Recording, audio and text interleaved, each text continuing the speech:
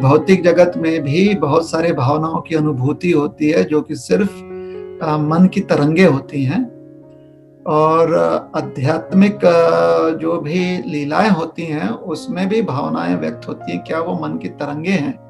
प्रश्न यह है। आध्यात्मिक जो लीला वर्णन होते हैं उसमें जो भावनाओं का वर्णन किया गया है वो दिव्य है, उसमें कोई भौतिक तरंगे नहीं होती, इसलिए भौतिक मन का वहां पर कोई अस्तित्व नहीं है।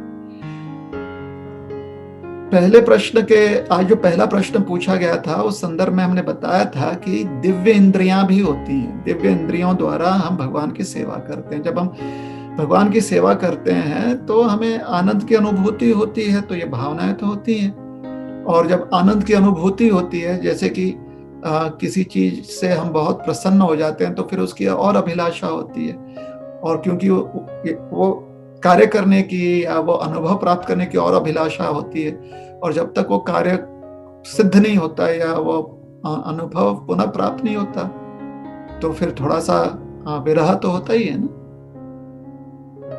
तभी तो व्यक्ति प्रयास करता है कि उस अनुभव को पुनः प्राप्त करे विरह की भावना में। तो ये सब दिव्य है।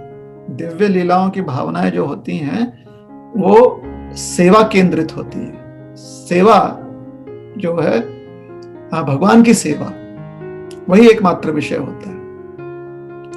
भौतिक जगत में जो तरंगे होती हैं, जो भावनाएं उमड़ती हैं, वह हमारे स्वतः के आनंद से संबंधित होती हैं।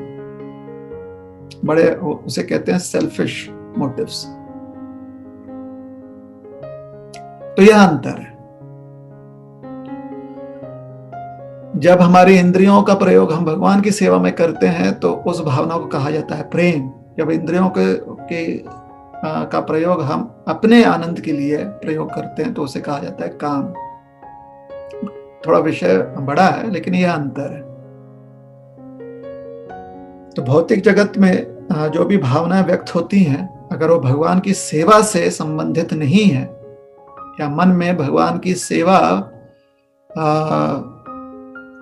सर्वोच्च नहीं है, तो सारी भावनाएं जो हैं मन को विचलित करती हैं और तकलीफ प्राप्त होती है, अंततः तकलीफ देती है।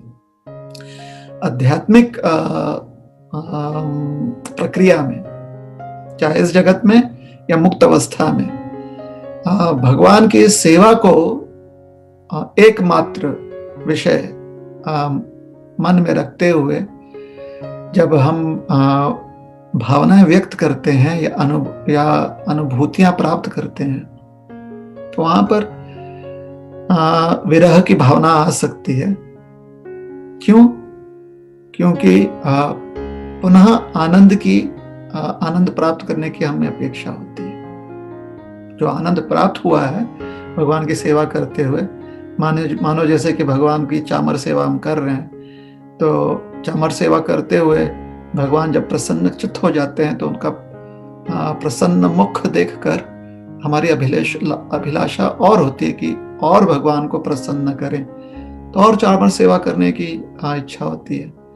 तो भगवान प्रसन्न और हो रहे हैं या नहीं हो रहे हैं, इसमें मन जो है